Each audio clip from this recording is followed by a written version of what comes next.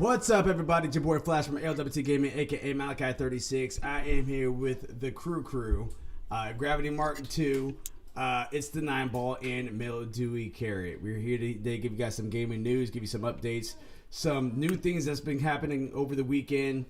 Everything underneath the video game sign, so definitely make sure you guys are tuning in. You guys can give each one of us a follow on our own Twitch channels, or you guys can just sub to this Twitch channel in general. That'll be good as well. You guys get some news that way. Gravity Mark II, starting off with you, man. How are you? I'm doing pretty good, man. Doing pretty good. It's been finding time to fill my life with more video games, which is always really fun. Started to get into Ark recently, so that's been actually loads of fun. Now I'm not dying all the time, at least, I mean, not as much as I was. Heard that. Okay. What has been new with you over the weekend, other than you being able to finally understand Ark and everything like that? I know you watch a lot of Names Gaming. What have you been getting into over the weekend that's new? Oh my goodness. I've just been really, I don't even know, man. I've been doing a lot. Heard that.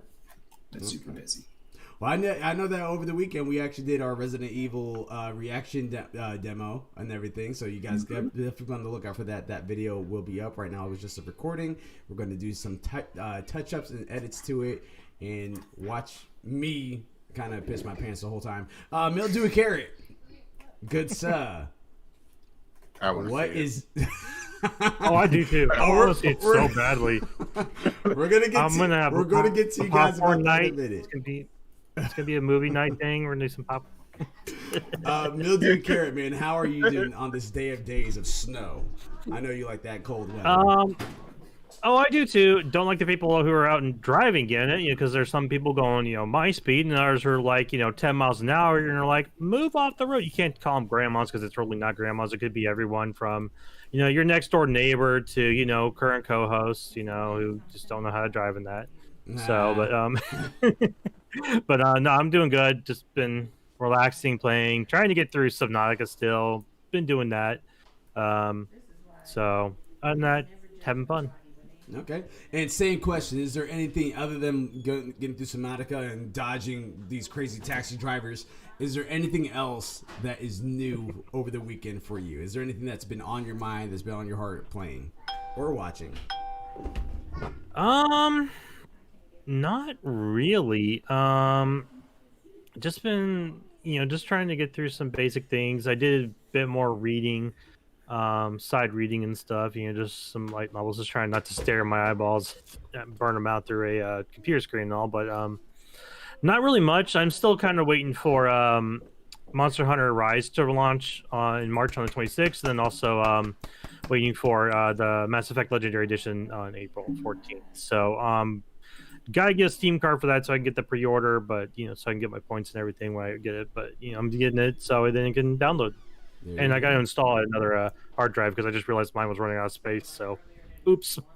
Which means he has like 80,000 games on his PC. That's what that means. Me and 9-ball represent. Yeah, I ain't gonna tell you how many's on mine. Yeah, and that's a nice little segue. I had to go down my Steam list. I'm like, all right, I haven't played you in a while. Uninstall. Haven't played you. Uninstall. I got 4 hard drives on my computer right now.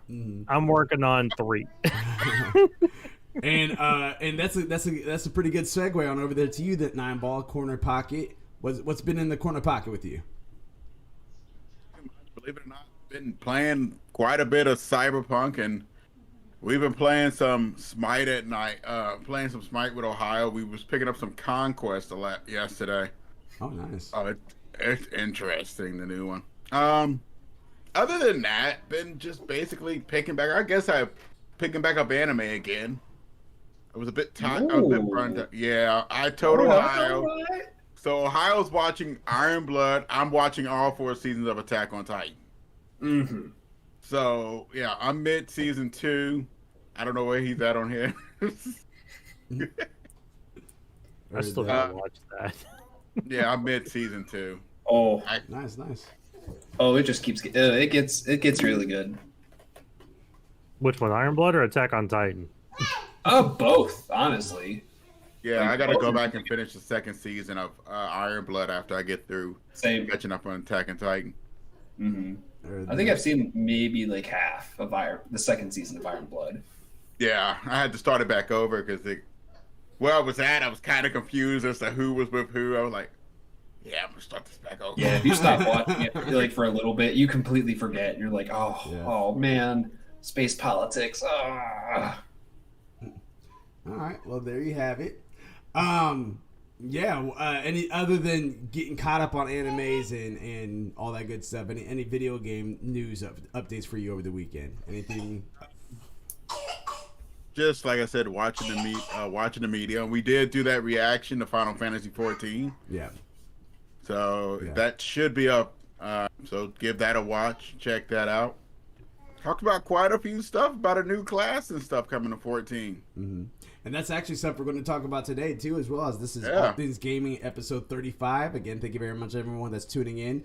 I wanted to take this moment to give a special shout out to Luna Has Returned, Shaky Hand 17, and Oh No Scully for the recent follow. So thank you very much again for that.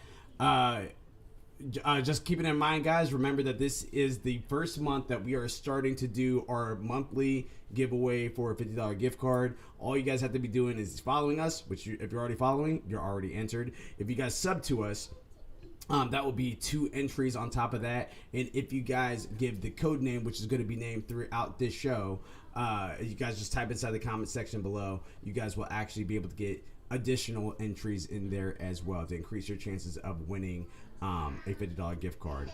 Subs and follows will be looked at on a monthly basis. So if you guys sub once, you guys can't resub in that same month. It doesn't work that way. Same thing for refollows. You can't unfollow and then unfollow. Has to be consistency. But on a monthly basis, you guys will be entered in each month to increase your chances of winning a $50 gift card.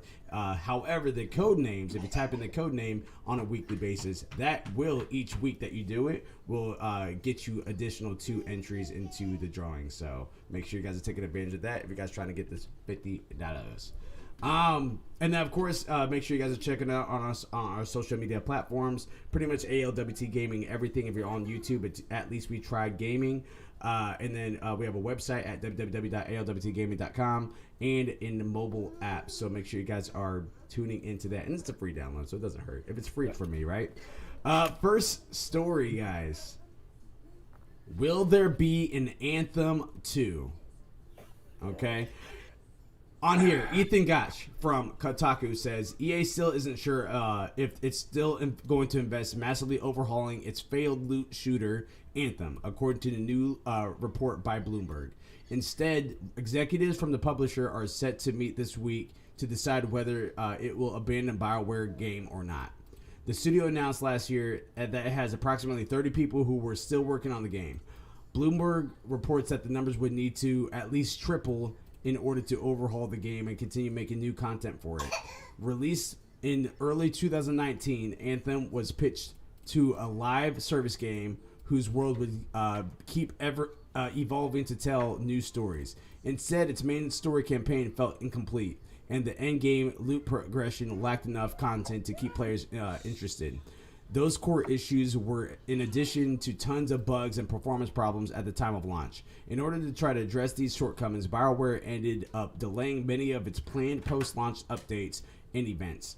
By the end of the year, Kotaku reported that BioWare was planning No Man's Sky next style overhaul to try to make good on its original promise and vision. At the same time, many of the game's top design leads had left the studio following Anthem's especially messy development, which Kotaku previously reported was mired by indecision and crunch.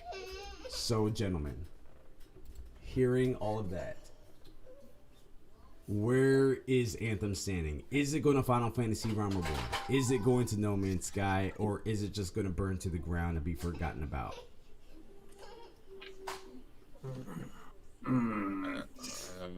It's not everyone jump at once. We can't. That's the problem. I hope it works out. You know what? For their sake, I hope that they give it a shot, and I hope that they succeed. Because, like, I mean, I know you and I played a little bit of Anthem, like around around the time it came out. Yeah, it was that same year. It was just really late. Yeah. But it was like the game itself, like it wasn't terrible. Like I don't think you and I like experienced any sort of issues while we played, but at the very least, it wasn't captivating enough to keep my attention long enough to continue playing.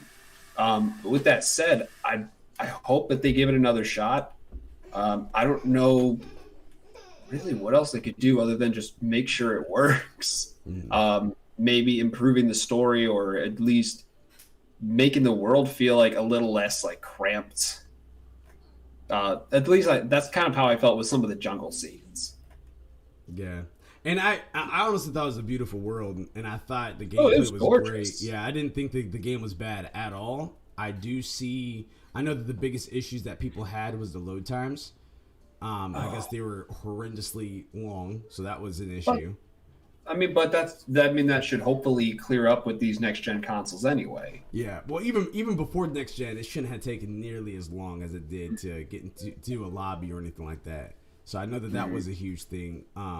And I don't know how the end game content is because I never made it to the end game, and I still have plans on getting to the end portion of Anthem. But I love the way that the Lancers or that the Javelins are. I like the graphics. I like the flying. That flying feels like how Iron Man should always be. You know what I mean? Like all of that was good, but it just wasn't well received. And of course, the bugs itself at the earlier was bad. And I know that there's some bugs that were so bad that it actually caused consoles to break.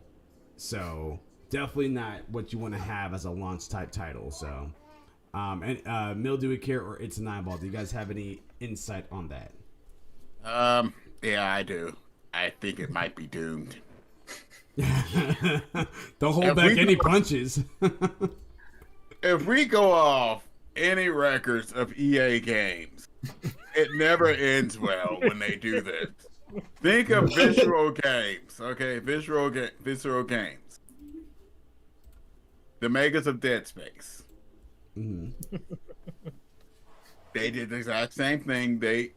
EA has a bad reputation of taking companies and just absorbing them and then eventually just destroying the entire company. That's why I'm kind of scared for BioWare right now, because that was a huge investment lost. To be honest, I hope for the best. I've been seeing a ton of videos for Anthem 2.0. And it looks quite interesting. They had new skill trees, looks like new javelins were showing up. They was going all in on this, but it comes from the execs at EA to make a move. Well, if it's not making money to them, it's not making progress. Yeah, and that's as I was about to capitalize on that too as well. I think that my thoughts. I think that it is kind of doomed as well. Because I think that EA's way too money hungry to just be like, hey, we're going to give you guys a chance. You see that inside their sports games alone, microtransactions up the wazoo. You see how they haven't really formulated Madden or FIFA to really... Actually, FIFA they've been pretty well on, actually, over the years. But as far as the actual performance-wise, there's not really too much of a difference between Game 1 to Game 2 for it to be a whole new $60 game. Again, I will digress on this. I think that FIFA has been doing that little by little. Like this last FIFA 21 was actually pretty good. So on that, I will give them a pass. But I mean, sports games in general, for the most part, has not really shifted for EA for a while because people are buying these new games at launch, not trying to protest the whole $60. Like it's the same game. They're Activisioning it. You know what I mean? Like Call of Duty did that for the longest time, and that eventually caught up to them. But EA, they're doing it, and a lot of the people that's in the sports fan category are not taking that stand against what EA is doing. So, I don't know. So now I have a question for you there, Malachi. Yeah. So because we do see that with the microtransactions in a lot of these sports games, but less so within FIFA. Do you think that has to do with a lot of the fact that it is very popular over in Europe, where certain countries do have more restrictions on microtransactions? I will say, do you think that has anything to do with kind of just bringing that down in total? I don't, because FIFA does still have Ultimate Team. So it still has a lot of microtransactions in it.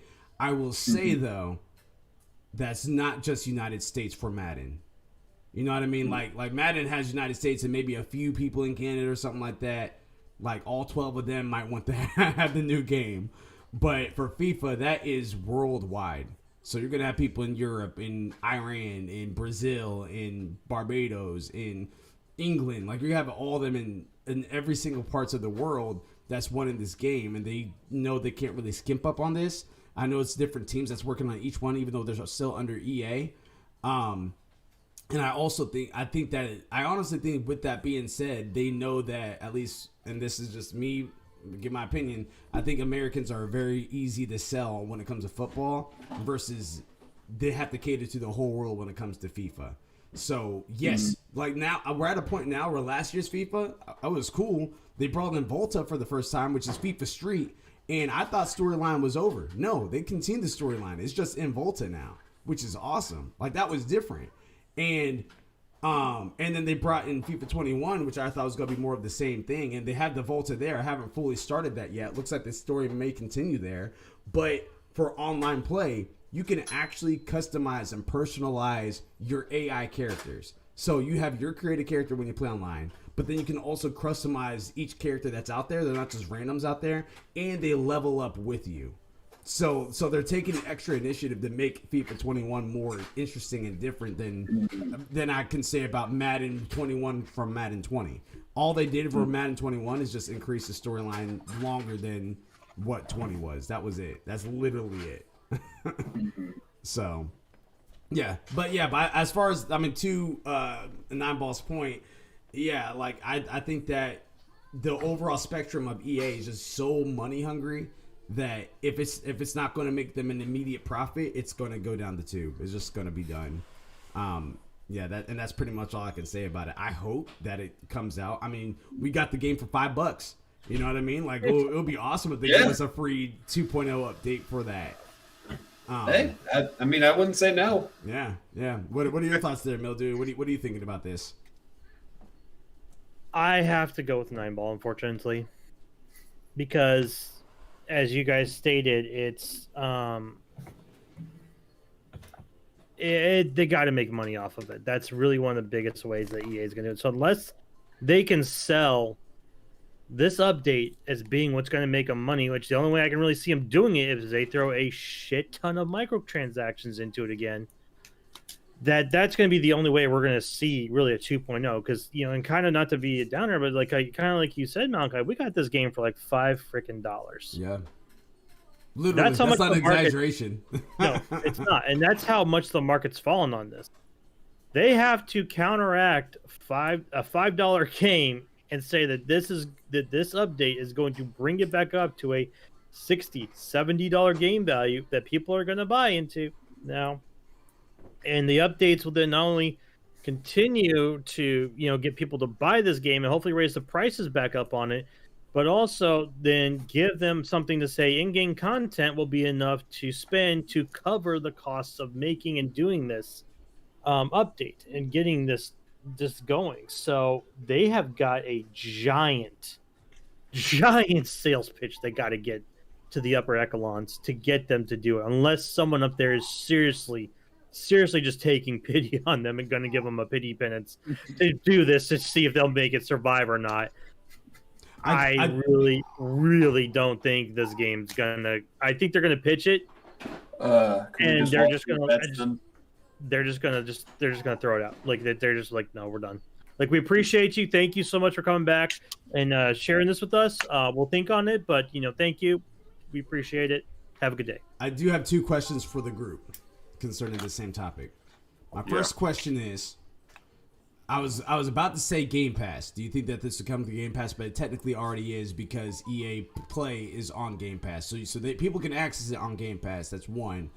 And then 2, do you think this thing will ever Among Us type do it? To where no one picks it up. They don't do anything new with it. Maybe they might do something small with it, but they're not pushing it heavy. They're not trying to Realm Reborn it. But maybe a few years goes by, and then out of nowhere, people are just like, you know what? I'm in the mood to play this game. And they pick it up, and they start going through it. Do you think that the EA Play / Game Pass is going to help its success or their decision as far as if they're going to continue on with 2.0? No, the player count is ridiculously low on there as is right now. Basically trying to revive it. It's in a state of, Decay. It probably it will be. Yeah, you can say it like that. I think it might hit like an Evolve. You remember Evolve? Yeah. I I heard that was Evolve, actually good, though. It was good, but the microtransactions killed it. Oh, okay. To where Evolve 2.0 came out, it got a bump in player base, but then it just went back out again. That's probably the best case scenario. The worst case scenario is if EA approves it, it comes out and maybe some people check it out, but the thing's so dead on it that nobody even pays it any attention anyway. Yeah. They would have to advertise the new changes and stuff. And with only 30 people working on it, and they keep losing people, everybody's jumping ship off it because they know it's sinking. It's like the Titanic. You remember that movie? Yeah, everybody's getting on the boats right about now. And we haven't even hit the iceberg yet. Yeah. Yeah, they know it's going down. It's just a matter of when and where. I don't think this is going to Among Us it or No Man's Sky it. I think it's going to just. I think it's just going down. Unless someone buys the rights. Someone buys the rights from EA and does not like a revamp or anything, but takes it and rebuilds a new story off of it with the mechanics and all to buy the rights. That way they don't get any licenses or anything. They would have to do a complete new game off of it. But would EA even sell them? That's the biggest thing. Like I said, that's the biggest thing you have to do is get them to sell it. And like you said, they're not going to sell it, even if it's a dead horse. They're going to keep it out in the pasture, going, "Yeah, that was ours, but it's still there." And you just see the rotting corpse with the skeleton poking out of it, because that's EA. I don't know why, but that's them. So I really have to agree with Nineball here. As much as I would love to see them bring this thing back, I don't think they have enough necromancers employed at EA to do that. There you have it. You were about Frank just quit. What? We're down another. There goes the master mage. We're out. I'm gonna go ahead and pass this next story on over to you, there, Mildewy. Number 2. Why? Oh, I know why. Never mind. I just read the story. Sorry, guys. Yeah, gotta do this one justice. Hold on. Horizon Forbidden West in all its glory. Rachel Weber from Games Radar. Our girl Aloy is back in a new adventure, Horizon Forbidden West. Acting as the sequel to the critically acclaimed Horizon Zero Dawn, this new adventure will see Aloy heading to the west coast of America to face new enemies, natural threats, and more. We got our first look at the game at the PS5 Future of Gaming event in June 2020, and is confirmed for both PS4 and PS5. Expect to see a lot more of the Guerrilla Games title in 2021, but for now, here's everything we know. The Horizon Forbidden West release date is scheduled for 2021, and that's all we know for now. Guerrilla revealed the broad release window in a follow-up dev diary, but we don't have a day or even a month to plan for just yet. Horizon Zero Dawn was released on the 28th of February 2017, 3 years and change after the PlayStation 4. But it's unlikely we'll see the same gap for the sequel. As one of PlayStation's flagship exclusives, we can't imagine it will lag too far behind the PS5's holiday 2020 launch. At least for now, if you want to play Horizon Forbidden West when it's released, you'll need a PS5 or a PS4. Though it's worth noting that its predecessor, Horizon Zero Dawn, is now out on PC, but there are no guarantees Horizon Forbidden West will follow the same path. With the PS5's SSD, there will be virtually no loading screens, game director Matthias Dijon said. I believe I said that right. Apologies if I didn't, good sir. In a recent dev diary, echoing sentiments for the system's architect Mark Cerny, and well as several other PS5 developers. In an open world game like Horizon Forbidden West, if you open up the map and fast travel from one end to the other, or restart from a checkpoint, it'll be super fast. When you boot up the game, you're right there in the action. I will say this is a game I am waiting for. I wish I could play on the PS5 if I could get a PS5. But I'm so happy, though, that I can get it on a PS4. I will gladly sit through loading screens because I love this game so much. Wish I could get a PS5, but that's a whole nother story we've already talked about. Other than that, I can't wait for it. I forget, Malachi, who picked up Horizon Forbidden West in our game thing. Oh, wait, it was you. Oh. Actually, let's go and talk about that. Let me go and take a look at that gaming list while you guys are discussing this a little bit more. I want to see who's a little bit further on. Yeah, I actually need to pull that up. Yeah, Fantasy Critic. In case you guys don't know already, we're doing a fantasy league for gaming. It's literally what it sounds like. It's like fantasy football, but for gaming. The current standings that we have right now, the only person that scored points is the 9 Bull. He got 5 points for his the medium that have recently launched. Here's the game list that we have right now. ALWT Gaming, represented by me, is Horizon Forbidden West, Deathloop, Halo Infinite, Final Fantasy 16, Far Cry 6, Solar Ash, Project Athia, Dying Light 2, and I have a counter pick of God of War Ragnarok. Zaka TV had, which is aka It's a 9 Ball, has Resident Evil Village, Returnal, Warhammer 40k, Dark Tide, The Medium, which scored a 5. He got 75 out of 100. So that means since it was 5 points above 70, he got 5 points. If it was anything below, he would lose those points. If he was at 70 at the dot, he would lose nothing and gain nothing. He also has Ruined King, a League of Legends story, Oddworld Soulstorm. He still has 2 picks to do, but he has a counter pick of Legend of Zelda Breath of the Wild 2. I know he's shaking his boots right now because there's some updates that Fantasy Football had for Breath of the Wild 2, but we shall see. Carrot Patch Incorporated, also known as Mildewy Carrot, has Monster Hunter Rise, Kenna, Bridge of Spirits, Gran Turismo 7, Ghostwire Tokyo, Shin Megami Tensei 5, Psychonauts 2, 12 minutes, with a counter pick of Five Nights at Freddy's Security Breach. By the way, I want to throw out there Monster Hunter World, I hate you. Kenna Bridge of Spirits, I hate you. Ghostwire Tokyo, I hate you. Yeah. Fantasy Football, which is silent, has Breath of the Wild, which is Zelda Breath of the Wild 2, Ratchet and Clank Ripped Apart, Halo Knight Silk Song, Lego Star Wars The Skywalker Saga, New Pokemon Snap, Elden Ring, and he has 2 slots open, which I don't think I said this before. Mildewy Carrot has 1 slot open on his still, and he has a counter pick of Back for Blood. LSB Live has 2 slots open with, followed by a pick Bravely Default 2, Near Replicant version 1 point, a lot of numbers, Little Nightmares 2, Five Nights at Freddy's Security Breach, Dark Pictures Anthology, House of Ashes, Monster Hunter Stories 2, Wing Ruin, and he has a counter pick of mine, and this hurts so bad it feels like Kane stabbed me in the back, Final Fantasy 16, and then lastly, rounding out that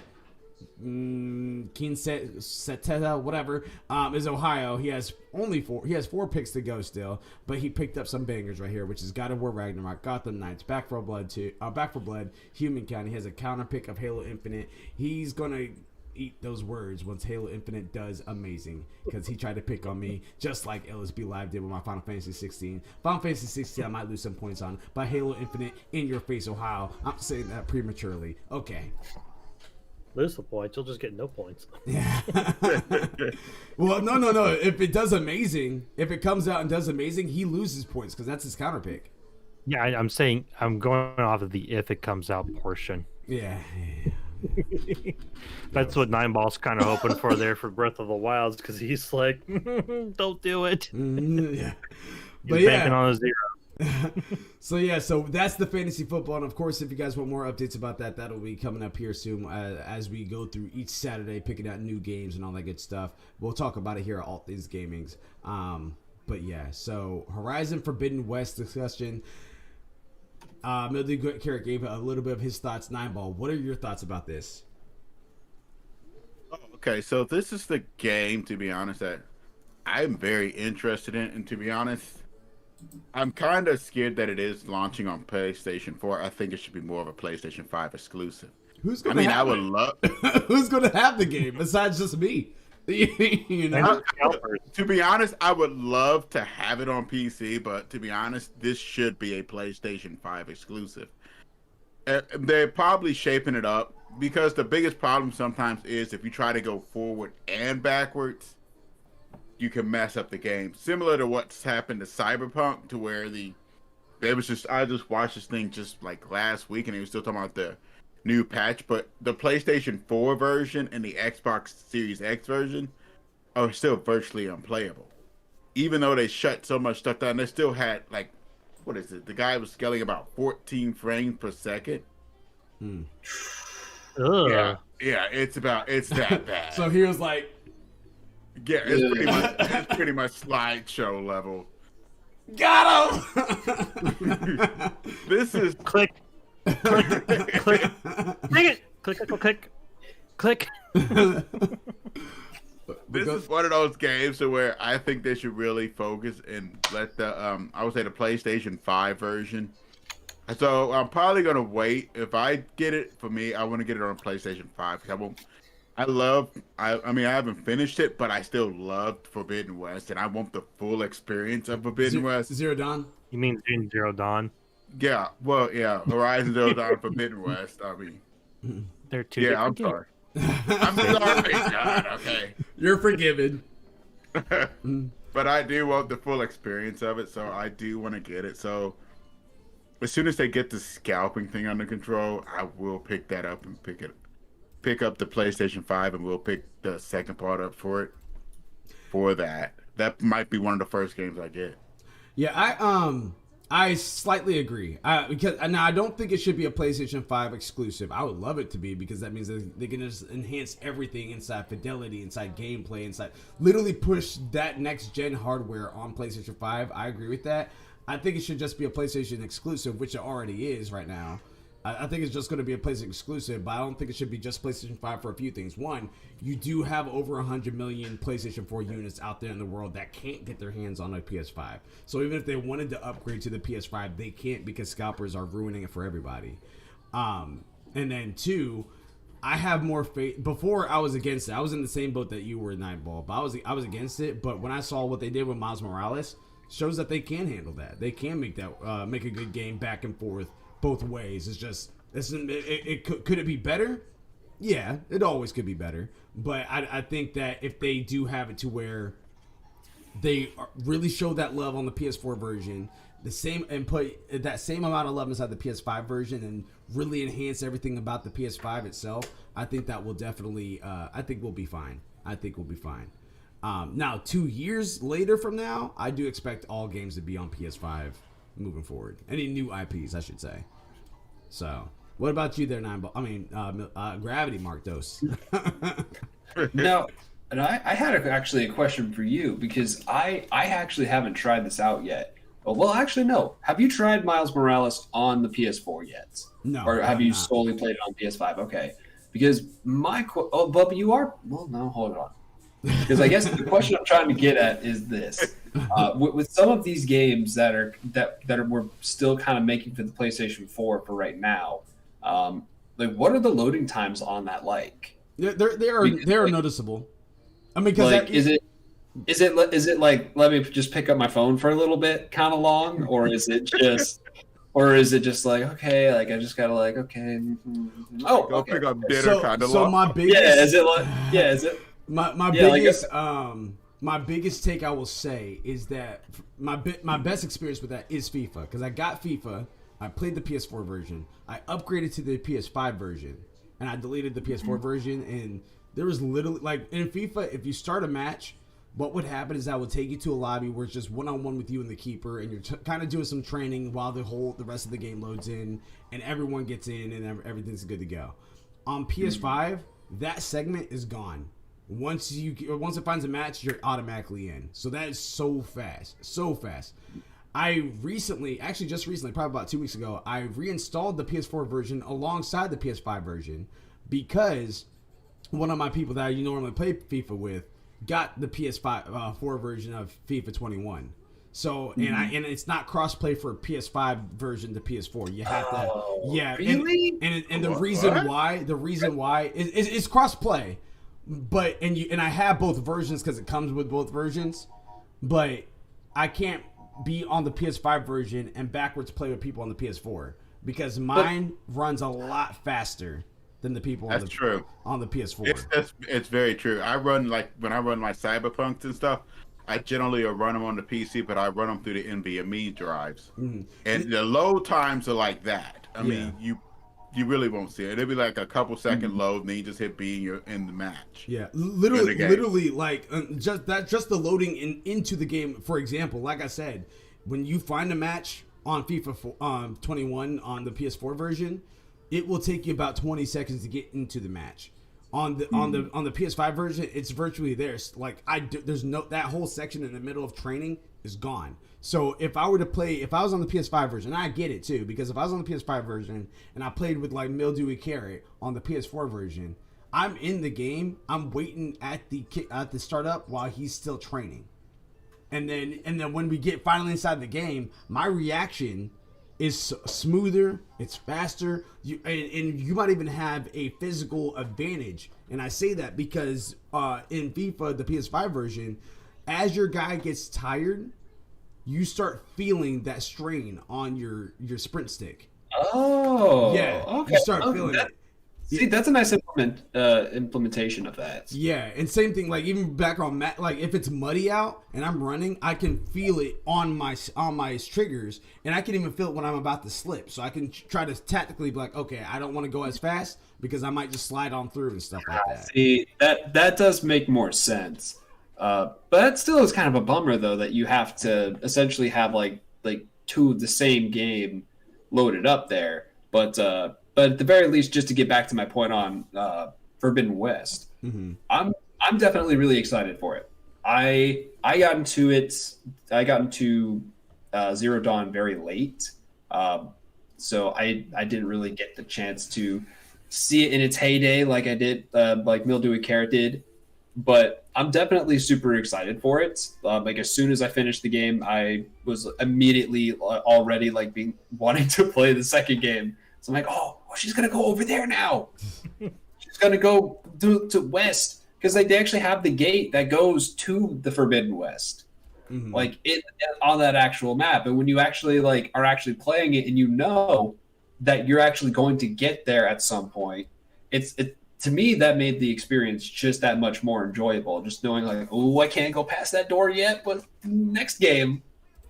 But I definitely am going to wait to play it on the PlayStation 5.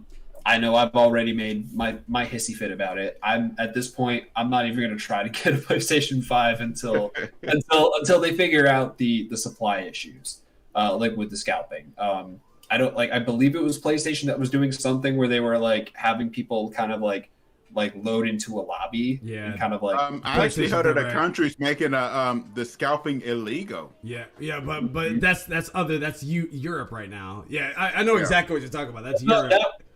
There was something that did happen in Japan where there was a retailer that got a restock in store. Yeah. And there were so many people flooding into the store that it pushed the employees all the way to the back of the building. And so at that point, that's when they were like, okay, only like one per person. You can't sell it to anybody who intends to resell it. So it's not like they're necessarily like banning scalping, but they're just like, hey, like if we think that your intention is to resell it, then we're not going to sell it to you. Well, the one that Nine Balls talk about, they actually are banning it. It's like actually going to be a ban in general, and they're having petitions going around right now. It's like 32 signatures signed right now. Like it's going around pretty quickly, and yeah, the people want this to stop. So I remember, because you were telling me about the Japan just not thing. Cool. Yeah. I was about to say you were telling me about the Japan thing, and yeah, what Nine Ball was saying was what I was actually reading myself too as well. So you guys are both correct on that. Here's the fix: get them in stores. Get cops there, ball cops, whatever. Get the line started, one per person, 6 feet apart.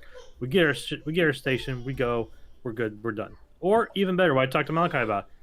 Everyone's using these drive-through things. Take over a drive-through window somewhere. have a person in there. They drive up, hand them their ID, your credit card, get the PlayStation 5, they hand it out the window, said, "Thank you, have a nice day," and move on. Yep. And there's cops watching there. Yep. The only way you can cheat that is you Image go around the of corner, McDonald's put on doing a fake mustache, and spray paint your car a different color to try and get back in line. That's gonna be Oh, hello. It is I. It's not someone who's already been through line. I hear for grandson. Yes, I buy for grandson. It's like go. no. That's the only way I'm gonna go and get one. You tell me you got it in store, I will be there like a GameStop camper waiting for the pre-release, for Cyberpunk. The good old days, you know what I mean? All right, I remember those days. Midnight releases and all. Yeah, and I know we touched base just so we had Mildewy thoughts about it. We had its 9Ball's thoughts. Gravity Mark II. What are your thoughts about what we know about Forbidden West currently? Just said he's excited. Yeah. So far from what I'm seeing on here, I'm actually really excited for it. I see both sides of the arguments for having it on both consoles. I feel like out of fairness, you should give people that option just to be able to do it. But it should be more of like okay, you really want it? Here it is. Like have fun surfing Twitter while you're waiting for your fast travel to load. Yeah. But the other thing is this: Ghost of Tsushima, their load times were actually not that fast or not that slow, compared to a lot of other games that I've noticed. And so I don't know what sort of sorcery that they put on that game, but if the Horizon team can actually get a hold of that juju and they can infuse it into this game, I'm just saying, I don't know what they did with it. But whenever you would fast travel in Ghost, it was so fast. Yeah. I would go to pick up my phone and it would be okay, no phone. Yeah. So, I think you should give people the option, and hopefully they've done something to, hopefully try to improve the rendering or, some sort of preset so that way it optimizes. So a way to cheat around it or something. Yeah. Yeah, just kind of some way to cheat around it or something like that. I mean, developers have been doing that for years. Yeah. And Gravity, actually, you were actually at my house over the weekend, and we got to play a little bit of Destruction All Stars, which, by the way, you guys can get that still on your if you guys do it on the mobile app, you guys can still save it. Even though you don't have a PS5, you guys can still save it to your library if you guys download it through the mobile app. If you guys are trying to get Destruction All Stars, it's very much like Rocket League meets Twisted Metal, and it'll be a fun game to play with friends for sure. It's a weird way. It's definitely a really weird way to get it, but the game is super fun. Definitely get it. Yeah. So, he was over and we were able to pull up some Ghost of Tsushima so he could see how it looks like on the new TV and everything like that. And I was even thinking about how quick it runs for him now on the PS5, and I was like, snap, man, I've been used to this now. But now you're seeing them move like butter and heat, So when you see that the high 4K resolution, when you see the high frame rates, it just looks like butter. It just looks so good, and I got really jealous. but that's just an example though that when Horizon Forbidden West comes out, yes, they can. If they do a Ghost of Tsushima style setup, then I think even the PS4 version is going to be fine on the PS5. Of course, I'm going to go for the PS5 version, but I think even the PS4 version is going to be fine too as well. So I'm very excited. I'm very excited. But speaking of sequels and part twos, Final Fantasy VII had some part 2 news come out recently, didn't it? They did, and that's exactly what we're going to be talking about right now. By Steve Watts from GameSpot. We may get some. We may get some news regarding Final Fantasy VII Remake this weekend, according to the game's co-director Matsumu Toriyama. Said that in addition to its upcoming orchestral concert in Japan, there will be also a special program with some of its own reveals. Toriyama shared the news of the Square Enix Music Twitter account. Based on the translation from Gamatsu, it's clear if any planned announcements will be made or teased during the concert itself or a second streaming event sometime in the future. The Final Fantasy VII Remake Orchestra concert will take place in February 13th, 5 p.m. in Japan, or 3 a.m. Eastern Standard Time, which is also 12 a.m. Pacific Time. So needless to say, we're not going to be watching that. While no date or time has been given for any secondary events, given that the second part is still in early development, having just entered full production in the middle of last year, it's unlikely we'll be seeing news regarding the sequel anytime soon. We know that that it was a timed exclusive on PS4, which means it could go to the PC and Xbox as early as March. Well, timeout. It's coming out to PC this year. For anyone that is curious, it is coming to PC this year. Hasn't been announced if it's going to come out to Xbox right now, but it is coming to PC. That will make timing right on announcement. That will make the timing right on an announcement soon. Of course, this could just be announcing some kind of tie-in or Final Fantasy VII merch. Final Fantasy VII Remake was named one of GameSpot's best games of 2020, and it's relatively few games to receive a 10 out of 10 essential score in GameSpot's review. I will definitely say this. I think that this little leak, this little news and update, it's a little too big for it just to be merchandise. They recently talked about some new updates. It was like a Crisis Core type update. I can't remember what. First Soldier, that was one, and then there's another one that was Crisis something. I can't remember what it's called. The Crisis Core? No, it's not Crisis Core, but it's like another. They named it something. We just don't know what it is yet. We don't know if it's going to be a new game. We don't know if it's going to be expansion. But they said that one of them was the First Soldier, which the First Soldier we're believed that to be Sephiroth. So we don't know if we're going to get a new game that's going to be a prequel that's going to be playing as Sephiroth before he goes bad. That'll be interesting. Maybe it will be. And then the other one was something like Crisis Core or Final. This is like Final Crisis or something like that. And normally the Crisis stuff has to do with Zack. So I'm wondering if that means that we're going to play a little bit like maybe a Crisis Core remake on the consoles. We'll kind of have to see. I feel like a lot of news that's been coming out. I was about to say, better. I feel like the news that's been coming out recently has been a little too much for this just to be like, oh, by the way, we got new shirts. Oh, by the way, we got new music. Like, the music's always been great. The gameplay's always been great. You know what I mean? I think it's going to be. So what you're saying is you're just not impressed. Well, I'm not impressed. I'm not shirts. Music. I will be. Tell me what else is new. I'm perfectly fine with shirts and music, but just put it inside an Instagram post or a Twitter post. You don't need to make a full-fledged announcement about that. You know, so I think this one actually is a new game, but I'm kind of curious to see what it's going to be. Will it be Remake Part 2? I don't know. We'll have to see. So, me as a Final Fantasy fan, I'm ecstatic about it. I'm very excited about it, and I can't wait to see what they're going to do.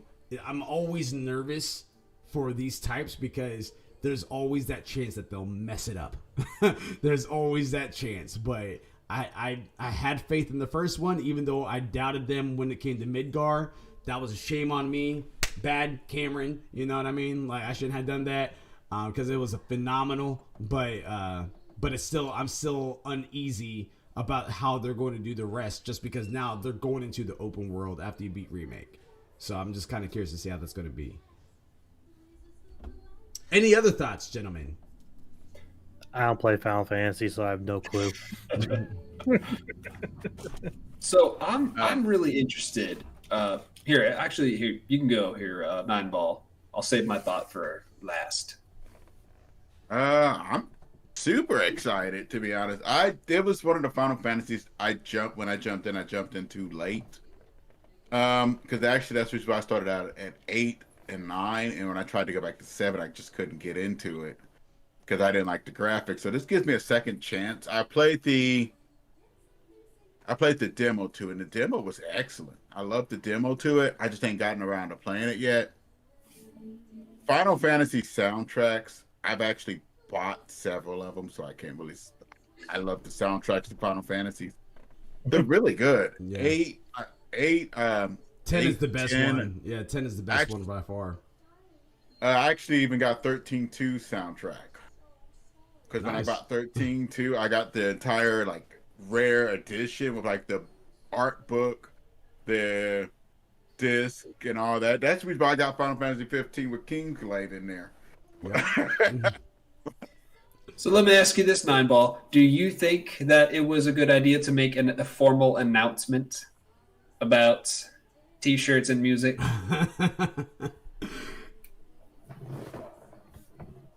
We can't. You know we the can't views yeah, restart Oh, that. sorry, Yeah. I'm too far back. That I'm not sure about that. I know everybody knows Final Fantasy is known for its music, its graphics, its movies, and its cutscenes. Final Fantasy has excellent cutscenes. And its difficulty and story. Yeah, yeah. Certain aspects of Final Fantasy are almost in everyone. While they're all different, you always like see. I mean, even in 7, I knew there's like a Biggs and Wedge. Yep. Certain characters will reappear throughout every Final Fantasy. Yep. Sid. Shiva, Ifrit, in virtually every Final Fantasy I've ever played. Trying to think of some other stuff.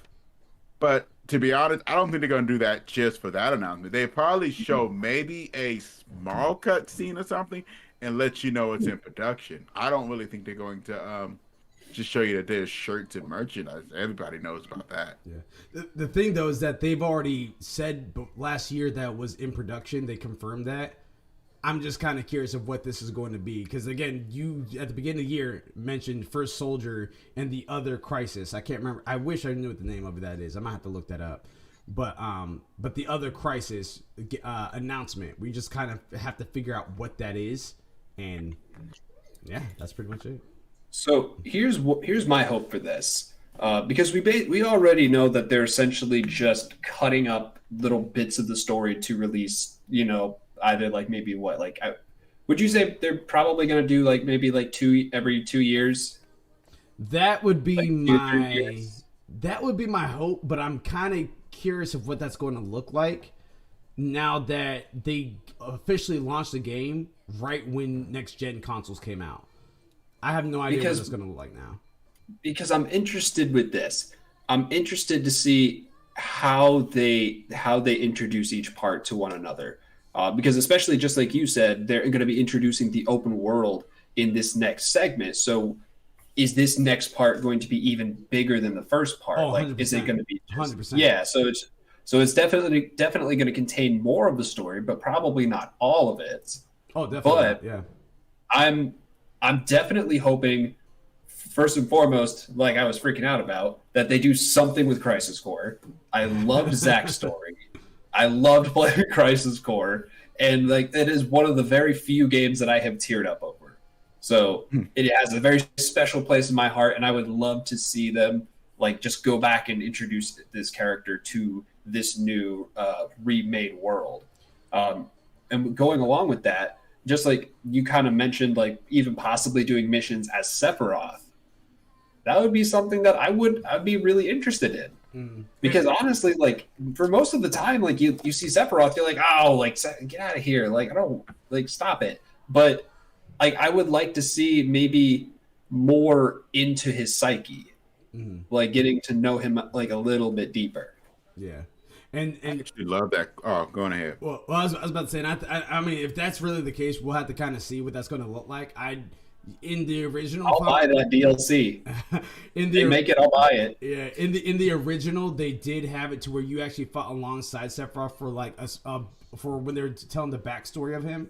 So you fought alongside him, and you saw how crazy this dude was. Like you saw how crazy strong this guy was. So you kind of played with him a little bit, but it wasn't enough to be like, oh my goodness, yeah, I actually played through that Sephiroth. So I don't know, we'll have to see.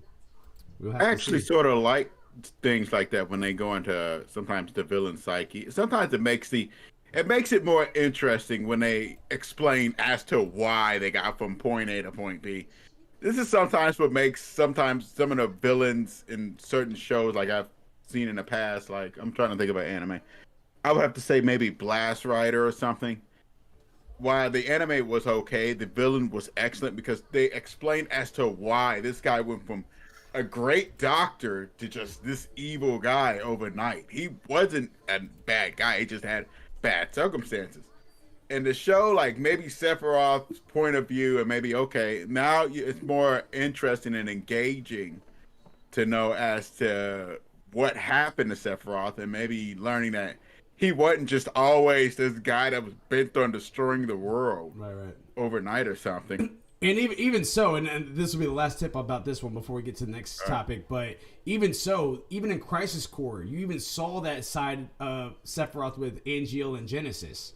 You even saw that side to where he was actually friends. He actually did care about his people, his comrades, and stuff just hit the fan. So I'm just kind of curious to how much they're going to really dive into that. Maybe they'll even start off as Sephiroth as a kid. You know what I mean? Maybe you'll see him as like pretty much a Riku from Kingdom Hearts or something like that. We don't know. We'll have to see. Going inside the before we go and jump into this, I want to give you guys again a little reminder that if you guys are following us on Twitch, sub to us on Twitch, or enter this code name that I'm about to go ahead and give you guys right now, you guys can get into it, enter into a drawing to win a $50 gift card of your choice at the end of the month when we go ahead and do that drawing. So. Again, a follow is worth one follow. A sub is two follows. I mean, two entries, and a code name. If you guys type it in right now, is going to be 2 entries as well. So, and the code name will change every week, so you have a chance to increasing your odds on a weekly basis until the end of the month. And today's code name is, drumroll please.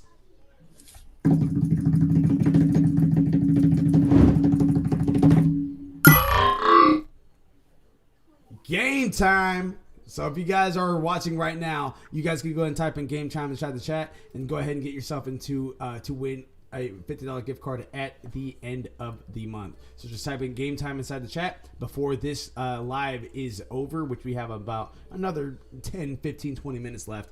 So be on the lookout for that. We're going to go ahead and get you guys all in there. Just type in game time for our audio listeners. You guys have until tomorrow, 6 p.m. Eastern Standard Time, to submit this in for your entry. So there you have it. Endwalker. 9-ball. It's on you. It's the last shot. Not really. We have one more shot after this. But Endwalker, it's all on you. Michael item from GameSpot. Final Fantasy XIV Endwalker was revealed during the Final 14 announcement showcase. It's the next expansion for the MMORPG, and it came with a teaser trailer and several details outlined by director and producer Naoki Yoshida. While there are wild implications for where the new story is going, next, that wasn't all that the 14 team had in store. A new live letter from the producer stream followed the showcase to detail Final Fantasy XIV's patch 5.5, which leads into the Endwalker expansion. It's a 2-part update called Death Until Dawn and will set players up for the Endwalker story. The first part will go live on April 13, which lines up with the PlayStation's open beta for PlayStation 14. The second part is PlayStation 5. I'm sorry. You're good. PlayStation 5. And the second part is set for the end of May, which comes after the digital Final Fantasy XIV Fan Fest event scheduled for May 15th and 16th. The following details, which contains spoilers for those not caught up with Final Fantasy XIV's main story. All right. Yeah, we talked a little bit. We actually reacted to this with LSB Live this past Friday when this thing was going live. Definitely had a good time with that. If you guys want to know more in-depth details about that, make sure you guys are checking out our stream. But just kind of, and we'll hold our reservations on this 9-ball because we were on the live. But for Gravity and for Mildewy, I know you don't really jump inside Final Fantasies, but I know you do favor some MMORPGs. Gravity, you're familiar with 14. What does this do for you, gentlemen? It just seems like another update, to be completely honest. So an expansion of the story. And I'm not trying to be mean or anything, but it definitely feels like they're going Warcraft with all their expansions and stuff. Now, the granted thing is, if I remember right, their expansions are free, correct? For 14? For No. 14 or no? You No, still have no. to pay for them? The latest ones are free if you buy the game because it comes in the bundle. They're discounted now, but this new one's it's probably gonna be a cost. Okay. Yeah, it just feels too World of Warcraft for me. You know, I mean, they do these expansions with these new stories and all, and I understand they're trying to make their money back and all. Which, if you just, this is just my old rant back down to play to plays. I don't really like them. If you just, sold the actual expansion for it, I might be down for it because it's more to the story and all. I'd probably get a little annoyed if they wouldn't have full actual like gameplay aspects for it. But I mean, other than that, I mean, I'm kind of glad that they're doing more for the story. They're adding more stuff in. They're advancing as it goes along and all. Like I said, my biggest complaint just comes back to the pay to play issues with it, and then paying for a new expansion and having to pay for your subscription. So, I don't have too much input because I play the MMOs where they do an update and you're like, all right, cool, it's free to play, and then anything that they get in terms of monetary value comes from the microtransactions inside the game if anyone does that. So I don't have too much to really go positive or negative. I did though watch the trailer for it because I was kind of just curious to see what they're getting into. I will admit I kind of got a bit confused, but I think it's more like heaven versus hell type of situation is what I got. This guy's standing on the moon acting like a guardian sentinel, and someone's in like a tower made out of bones and everything. It kind of just reminded me of actually I kind of have a flashback to Skyrim Oblivion. Just like inside the freaking the I forgot their names, the dark beings from inside of it, in their little worlds. So I know what you're talking about. Yeah, that's the only thing I really got was that. It's not much to say about it. Heard that. What up, Jader and the Queen Bells? Hope you're doing well. We're doing good. Yeah, we're just talking about Final Fantasy 14, the end game newest update. Endwalker. And I think that I agree with you. I mean, you already know me. I'm really not really huge into pay to plays either, but this one was one that was worth it to me. It was just so much fun. And you already know I love Final Fantasies and stuff. And as you too as well, if you haven't dove into the MMORPGs previously, it's not gonna make sense. But there actually is a pathway for each expansion that they're doing, and I mean, it's definitely some good stuff. So I'm very excited about it. Yeah, like I said, it seems very World of Warcraft in terms of their setup, to where it's like they do massive launches of new realms, which has like an entire story to it, which is good and all. Like I said, if it wasn't for the pay to play aspect, and I could usually just buy the games if I want to expand myself, cool, at my discretion. But right now it's not my cup of tea. Yeah, but to those who play it, power to you. Hope you love it. Hope it meets all your expectations, and gets you giddy and squealing like Malachi on his birthday. You already know. What about you there, Gravity Mark? My comrade in arms. I'll say this about Final Fantasy 14. I burned myself out on it, like after playing it for like maybe 2 months straight, like daily.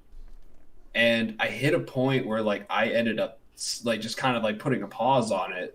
And that has kind of like since turned into a hiatus.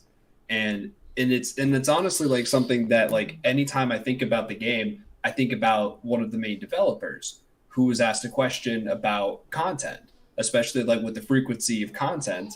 And they're just like, oh, well, what should we do like with the game, like in between like updates and patches and new launches? They're like, take a break. Like, don't burn yourself out with it. And that's sadly kind of what I did. And honestly, to an extent, it's kind of because of how big it is and how amazing the world is. Like, there's so much you can do. I got sidetracked with so many different tasks and projects that I just hit a wall where I was like, okay, well, hold on a second. I need to take a pause. But I will say, like, the news of this update, the news of this new patch definitely gets me excited because I already have Shadowbringer, like, and everything before it. And I still need to get through it. So, for me, it's like I need to find the time to actually get back into it and to get to this stuff because like the content looked really interesting and I do want to get to that content. For me right now, it's just trying to get over that hill of like wanting to get back into it right now because there are right now a lot of other games that I have in my queue that I've been like also putting on the back burner. and now I'm trying to like catch up with some of those other titles. And the good thing about it too, as well, and this is my own little take about it. First and foremost, take a break. You know what I mean? Like it's a whole world. It's there's so much that you can do on that. There's dailies, for crying out loud. Take a break if you have to.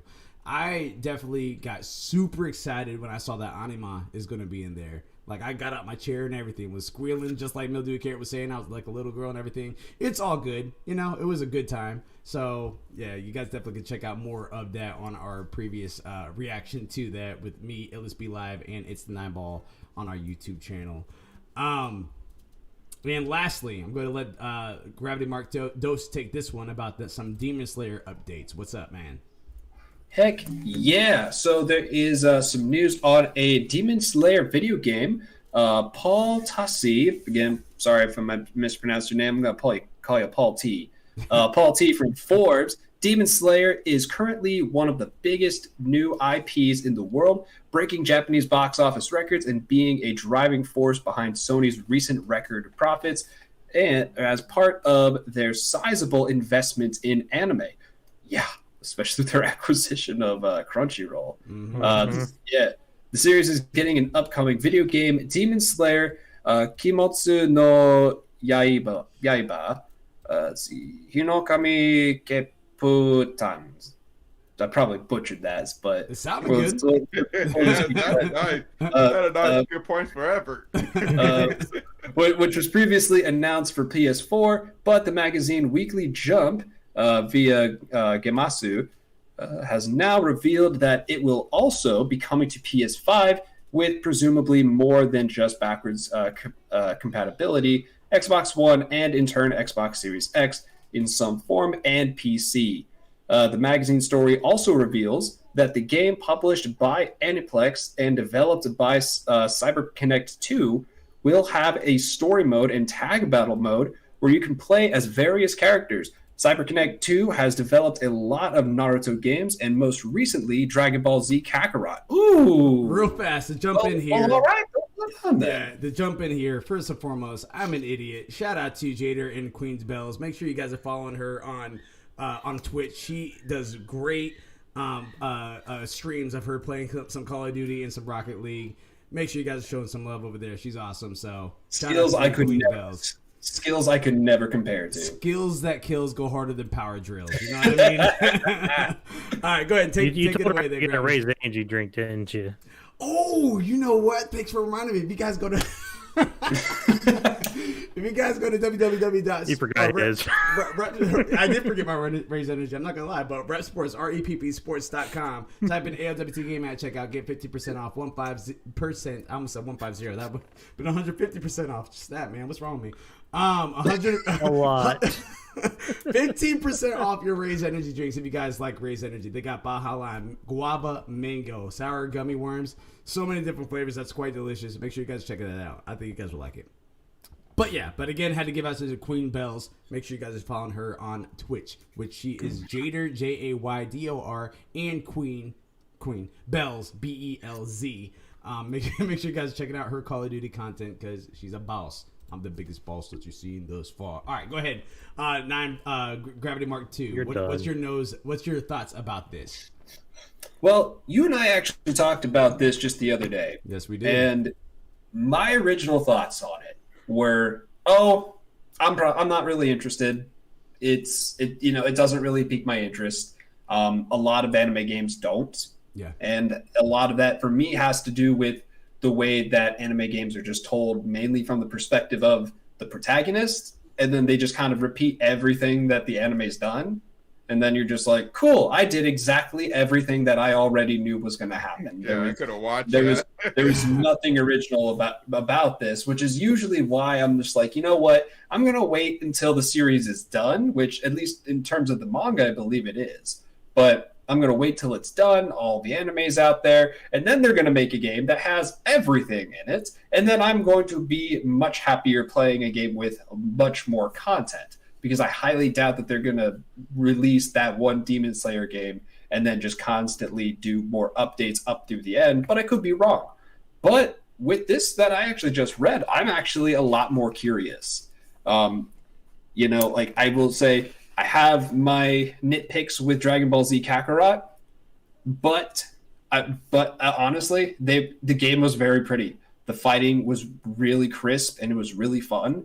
So my complaints really had nothing to do with the actual combat, or really how the game played too much. But I'm interested now. I'm actually a lot more interested to see what this has to offer. I'm interested to see if it's going to look like Dragon Ball Z Kakarot.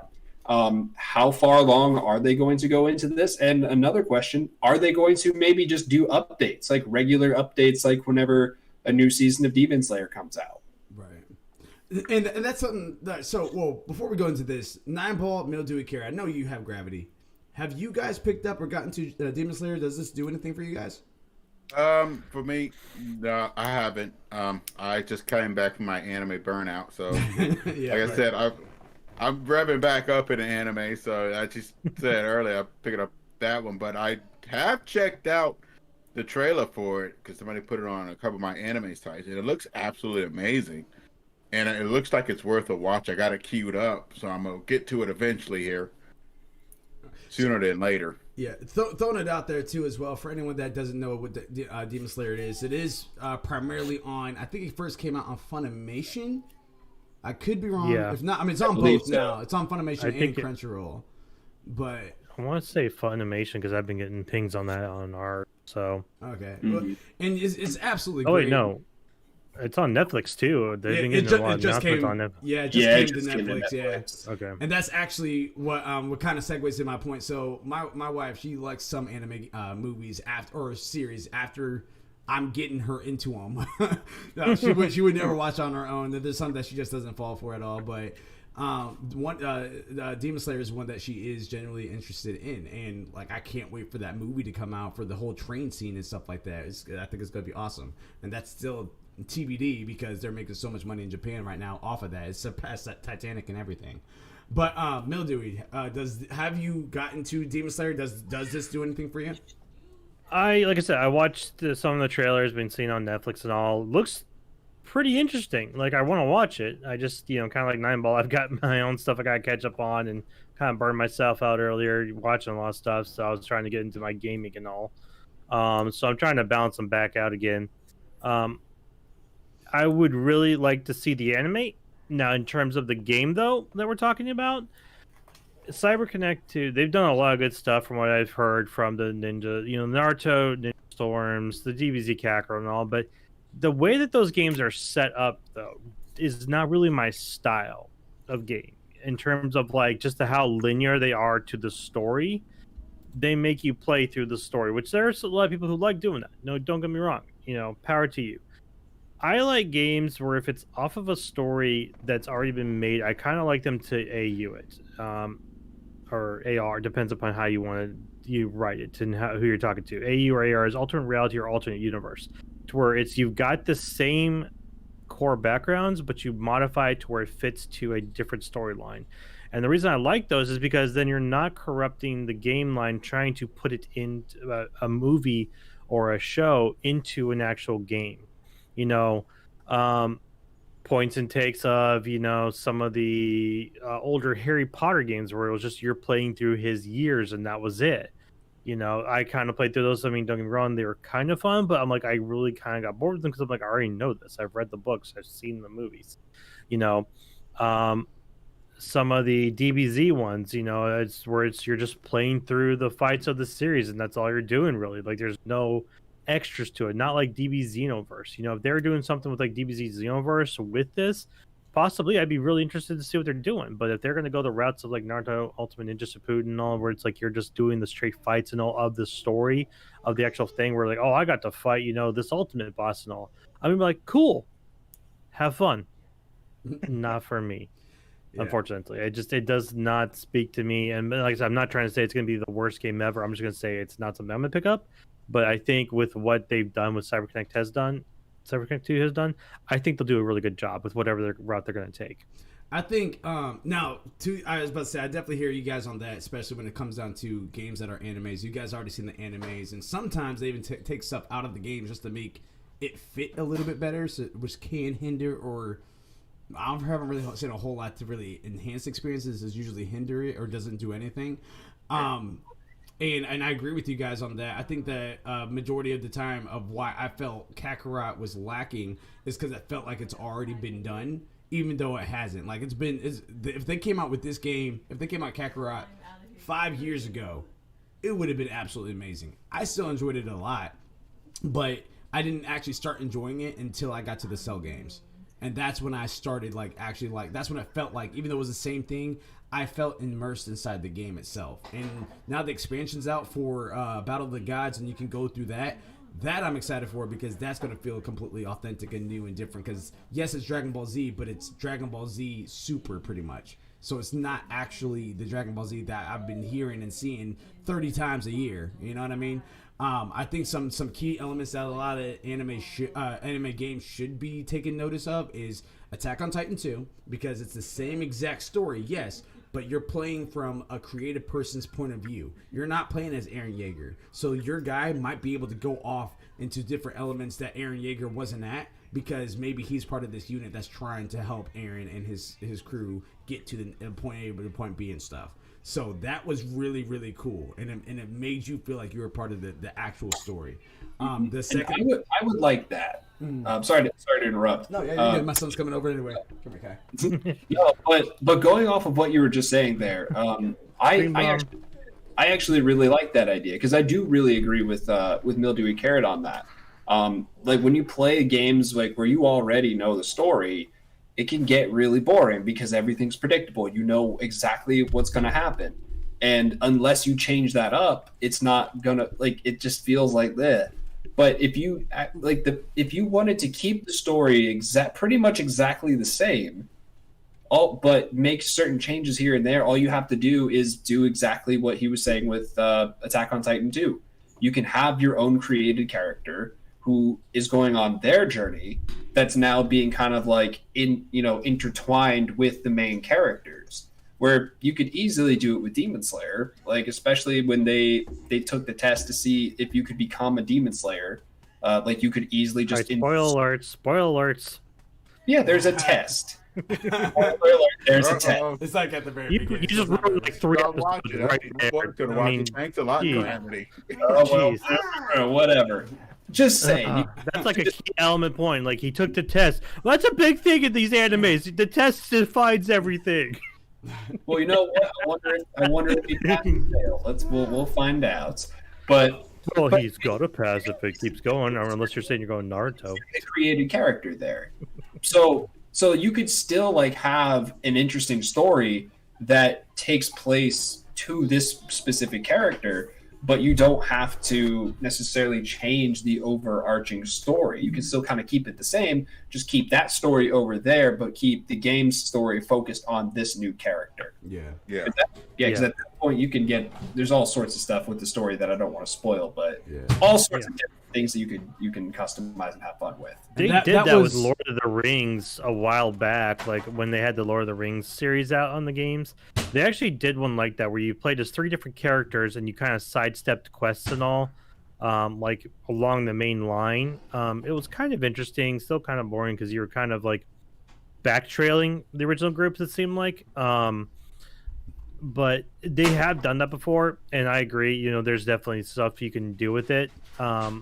I just feel you got to be very careful with that one, because that has a lot of potential to go wrong if you get the formula wrong. That's my only concern with not changing the whole storyline but playing off on the side, is you have to do the right mixture to make it still entertaining and still convey to the world and to the story plot. That's why I kind of like prefer AUs in a way, just because they can easily rewrite the story and make it better by creating their own formula versus trying to mix in outside elements into an already concocted formula. So that's just my only concern with that one. What do you think, Nineball?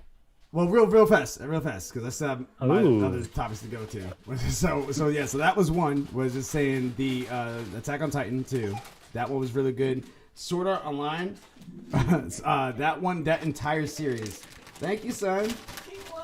Thank you. Oh, he wants me to open it. No, I got some. Okay. Oh, sorry, Malachi. Gave me a bag of chips. Go, Kai. Go to mama. There you go. Go to mom. But yeah, You're there. Attack on Titan 2 was definitely cool. You had it from the perspective of your own creative person. That was awesome.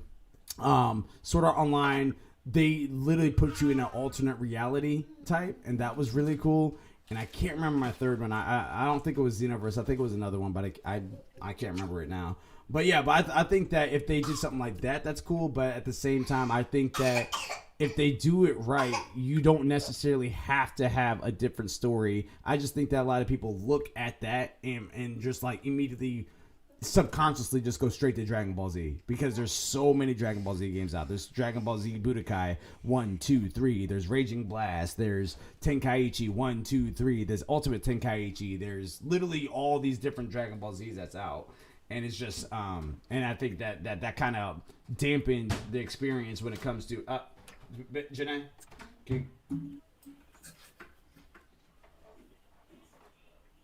Someone's in trouble. but it's just dampening the experience for those anime type video games. So yeah. Now on over to you, the 9-ball. What's up? Agree kind of with Mewtwo in a way. Xenoverse. I like the simple fact that you get to create your own character. You go through your own missions, but at the same time, you see the main characters. Because the big thing about that is, like they said, it's already a pretty cohesive story. And if you, let's say, try to change it or something, anime fans will call it out. 100%. I mean, I've played quite a bit of, like, let's say I haven't played many anime based on like anime story ones, because I don't really. It's not that they're bad. They usually, I don't know, more hit or miss. They're either really good or they're really bad. I played some Berserks. Like I said, I played Xenoverse and Xenoverse 2, which I love Dragon Ball Xenoverse 2. They're awesome. The Berserks were okay. I mean, it's just Guts' storyline that you basically have watched on TV. You're just playing through it. And that's the reason why I do go with Mewtwo. I do like the freedom of having like a new character, new storyline in that world. And it shows more of the world. It can help out actually with the anime, with the world building aspect, showing more of the world through another's perspective other than through the same main protagonist perspective. It seems to be, I think it should go in that direction actually for me, other than the normal way with the main protagonist being the main character. Yeah, and I think that's, and not dismissing that, but I think that only works in certain scenarios. I don't think it's going to work for every game that way, to have it every single one be different. But at the same time, I think that not all of them should follow suit to where they have to be the exact same thing that you just watch. Because I think that's one of the things that made again, kind of going back to Xenoverse, that first game. Like when I picked up Xenoverse, I was excited about it, and I was probably super in the minority. A lot of people were not excited about it because they're just like, all right, well, we've seen Dragon Ball Z, we've seen this, it is what it is. And then I started posting up gameplay back when you were able to attach your Facebook and your on your PS4. I don't know what happened with that contract, but something happened. But back when I did that, I put that up on my Facebook. Instantly, I had 30 plus friends go ahead and be like, all right, I got to get this now. This looks awesome. Because now you're actually your own character. So definitely pretty cool. You know what I mean? It was such a fun game and just completely AU. And I agree that you can't always AU stuff, but there's elements you can mix in.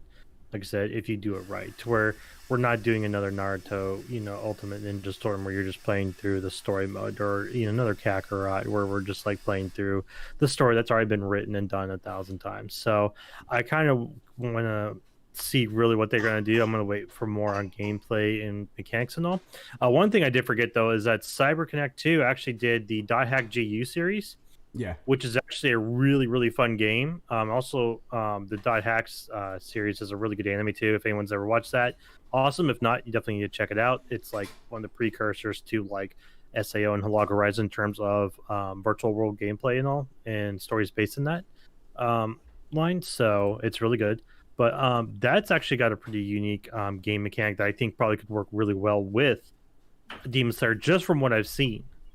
In terms of just the base storyline aspects and all, I feel that could be well done if they use that mechanic setup in terms of like that gameplay.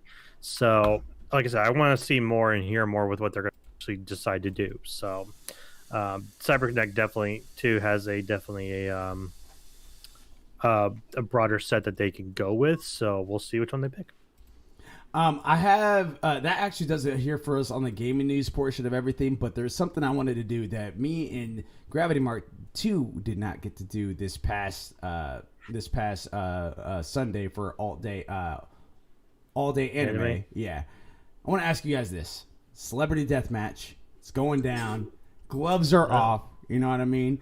They're in the third round, final round. They're about to win. Kirito versus Naofumi. Who's winning that? Kirito from Sword Art Online versus Naofumi from Rising of the Shield Hero. Who's winning that cake? I would probably go with Kirito. Okay. I'm going to get your explanation in a minute. Mildewy Gravity, any thoughts?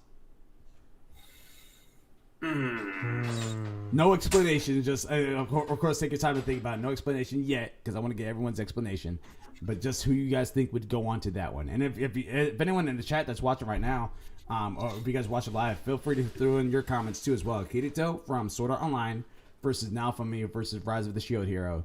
Who's winning that fight? I'd say it depends on which version of Kirito you're talking about, because there are a couple different versions where he's actually. I'm talking like in terms of his skill, the skills that he has. I'm talking about the Aincrad and Endgame Kirito. Oh, yeah. okay.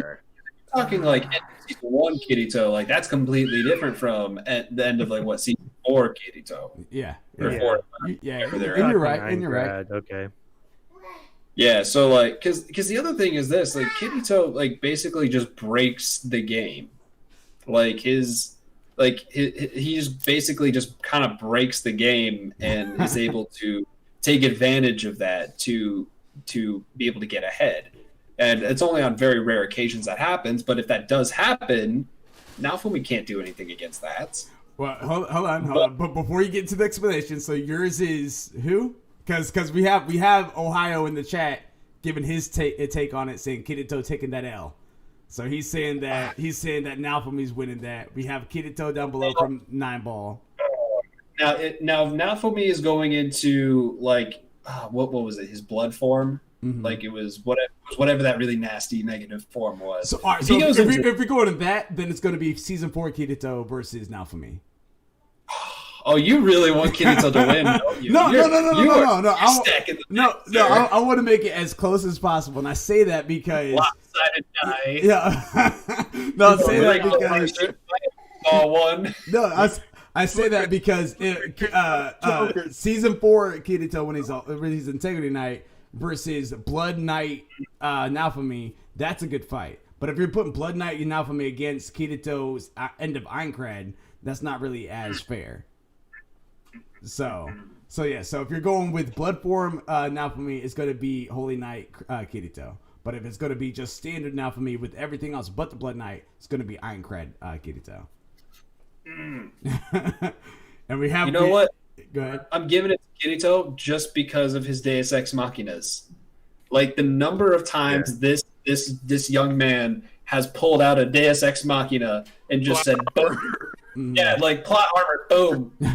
You activated my trap card. Doesn't matter.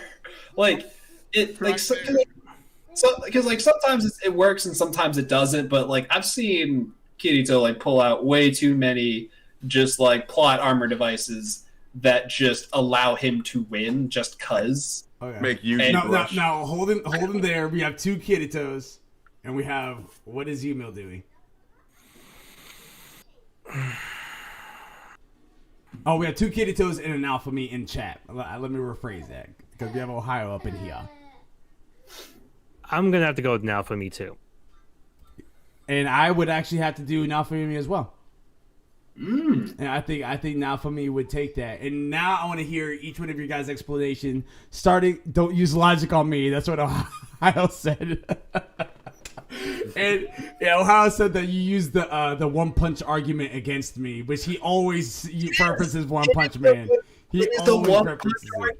It kind of is, and I hate to say it. It is like I'll say this. Like I took season 1, Sword Art Online very seriously. Season 2, yes, but a little less. Season 3, yeah, I took it very seriously.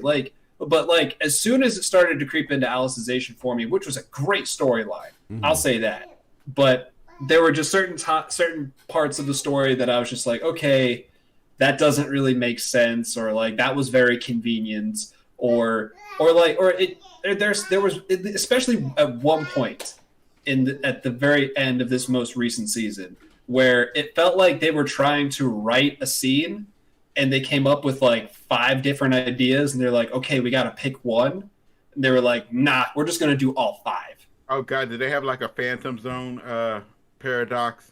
There were so many fights that just kind of felt like they had that triumphant, protagonist is about to win and then, oh no, the bad guy got a power boost.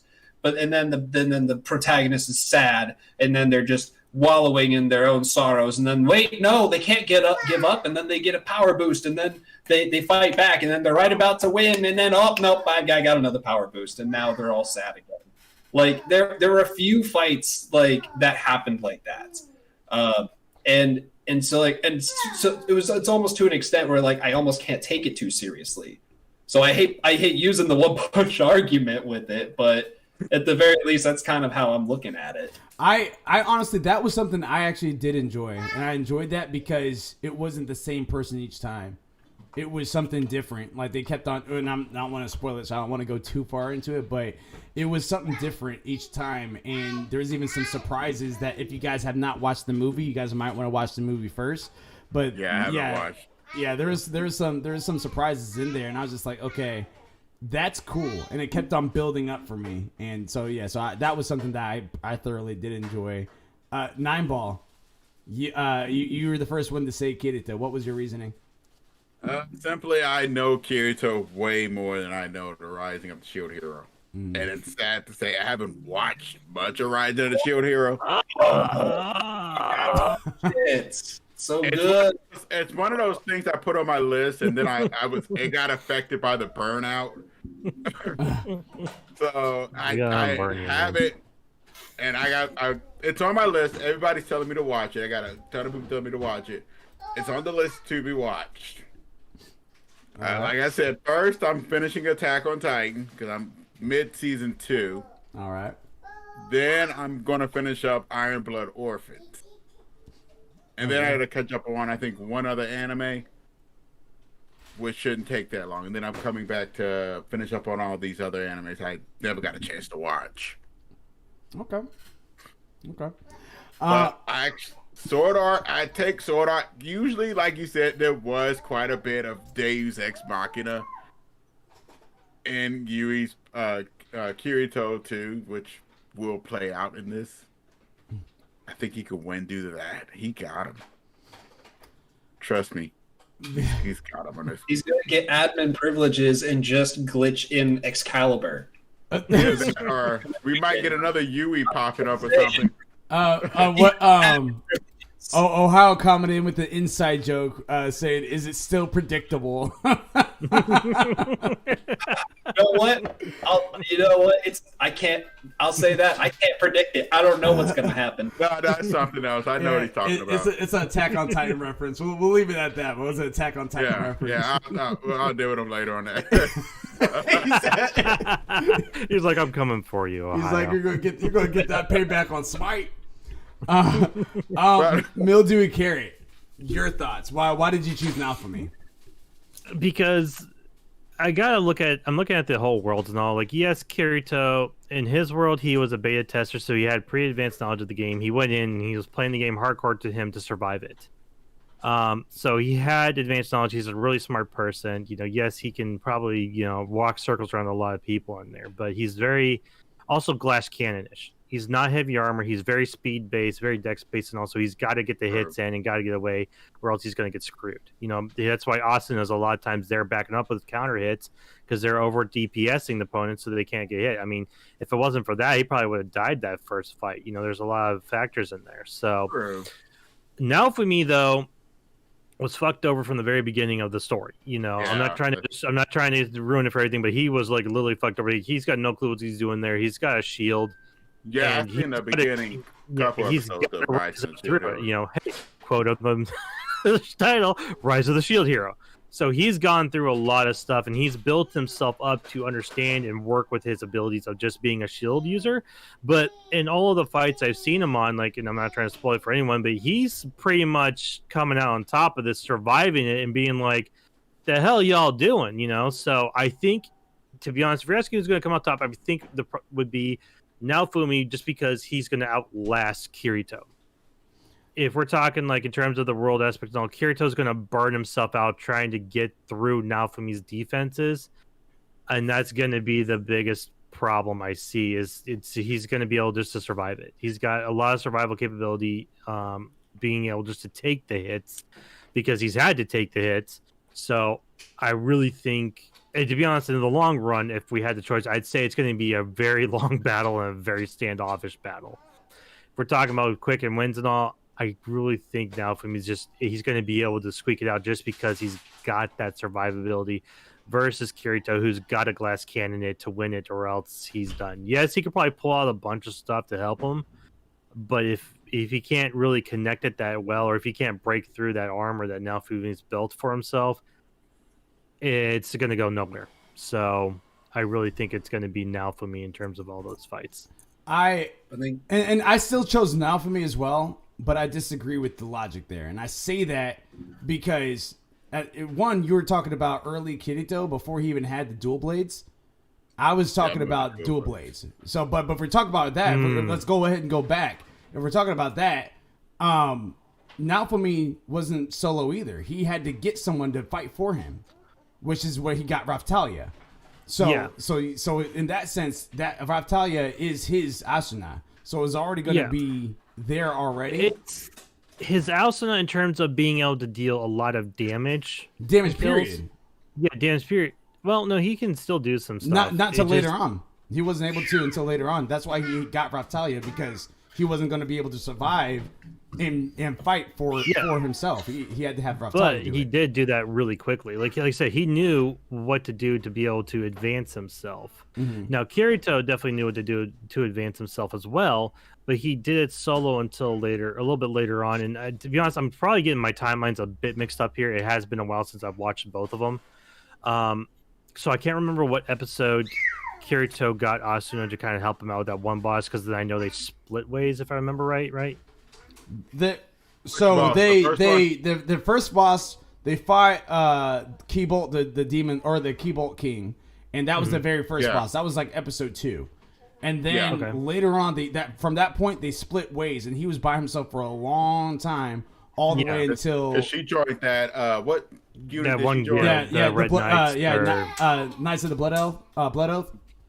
Yeah, I think so. Yeah, that was that group. Yeah. So, all right. So let me just re-get my time frame. So which one are we talking about here? Because I've heard too much, and Gravity was going on a rip too about it. So I got confused. Ohio was agreeing with you. He said, "Tell him, Kara, Asuna can't save him."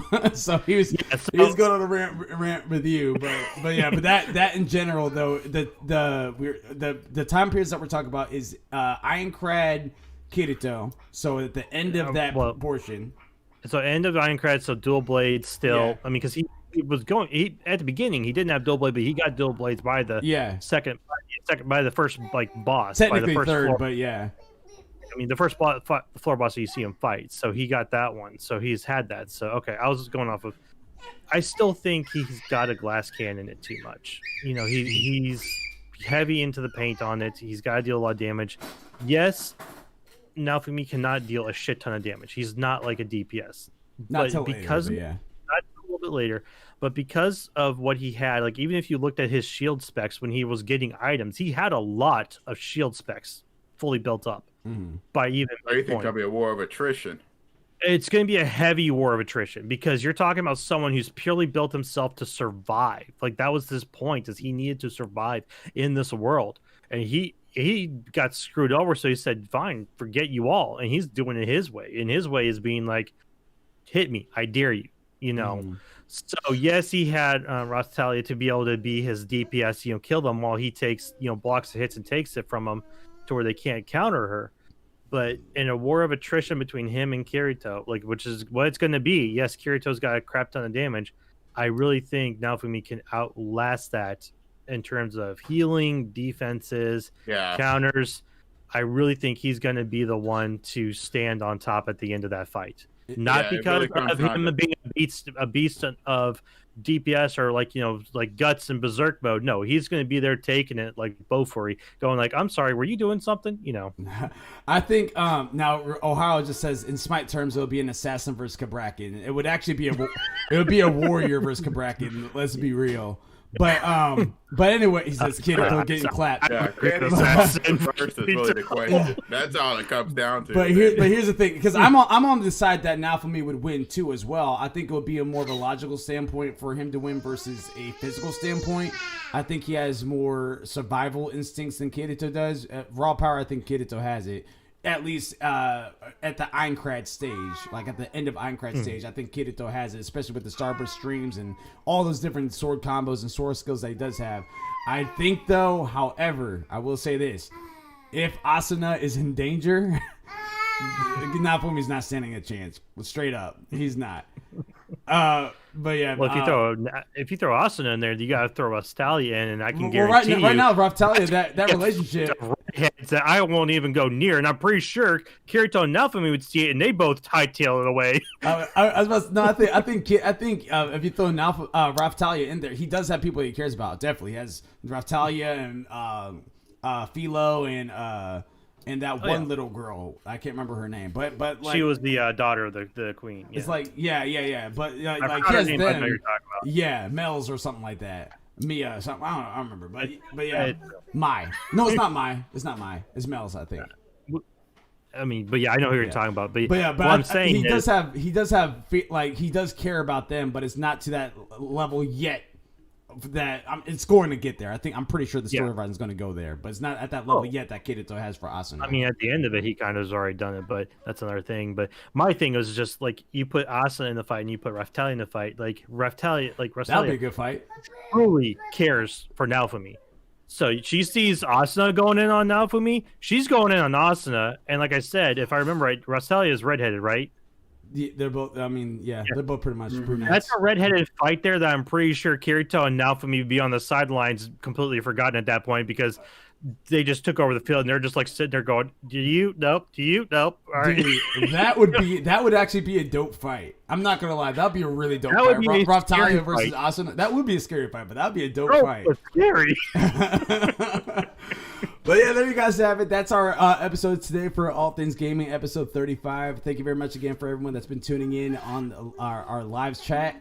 And also watching live, whether you're watching this right now or watching this a little bit later on. Yeah, you see there, you hype him like you do Sony.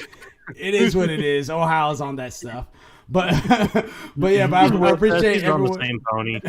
I appreciate everyone that's been tuning in again. Make sure you guys are checking us on social media platforms. ALWT Gaming, practically everything on Twitch, Twitter, Instagram, Patreon.com. If you go to www.patreon.com/ALWT Gaming, you guys can find our Patreon there. You guys can also check out our website at www.alwtgaming.com. If you guys are trying to check us out on YouTube, just type in At Least We Try Gaming. If you have troubles trying to type in ALWT Gaming that way. Don't forget one last time, our code name for today is Game Time. If you guys are watching this live, you guys type in Game Time inside the chat or send us an email as we're wrapping up the show right now. If you guys send us an email at leastwetried.gaming@gmail.com, you guys can type in Game Time. We will get you in there for 2 additional entries to win a $50 gift card at the end of the month. And again, this is going to be a monthly thing, so if you missed your chance this month, don't worry, you have next month and the month after that and the month all the way after that, all the way up until December 2021. So yes. And one last little shout out, make sure you guys are giving a shout out to Rep Sports, REPPsports.com. Type in ALWT Gaming at checkout. Get 15% off. That is 15, no zero, just 15% sign off. And you guys will save some money that way. Get your Raise energy drinks. Get your water supplements, your workout powders. They got watermelon frost. They got guava mango. They got Galaxy Starburst. They got all sorts of good stuff, guys. All sorts of good stuff. Make sure you guys are checking that out. And lastly, I want to give one more shout out to Jader and Queen Bells. Thanks for dropping in the chat. Ohio, thanks for dropping in the chat. And for everyone else that's checking in right now. Gentlemen, that was a lot of me being long-winded. Do you guys have anything else to say before we wrap it up? Still be safe. Still still keep your 6 feet. Still take apart and still wear a mask. We're still in COVID season, people. Yep. Take your medicine. That's from Ohio. Mildewy Carrot, what's up, man? Not much. Same sentiments as Nine Ball. Be safe, guys, and go outside and breathe some fresh air, and then come back in and play a game. Okay, it's safe that way. yeah. You guys are too blessed to be stressed. You know what I mean? You're alive. You guys are watching a good podcast. Let it live. Let it live. You know what I mean? Just let it live. What about you there, Gravity Mark? Dos. I'm just gonna echo. Be safe. And I was like, I can't. I'm just gonna echo. No, just be safe out there. Be safe. Be kind to one another. Be open-minded. Think from other people's perspectives. Empathy. Be nice to people. Just be nice. There you go. It's a rough time. Yep. And I will echo. No, I'm just kidding. I also want to say, make sure you guys are checking out our Smite Night segment, which is going to be coming this Thursday, 8 p.m. Eastern Standard Time. But you guys might be able to catch it a little bit earlier if you guys check out Mildewy Carrot at twitch.tv/Mildewy Carrot. And that's MILDWY Carrot. Carrot. You know what I mean? So make sure you guys checking that out. And then all the way until Sunday, which is going to be our all-day anime with me and numero dos over here, which is Gravity Mark. Until next time, everybody. We love you guys. We appreciate you guys. Control Alt Complete. Peace.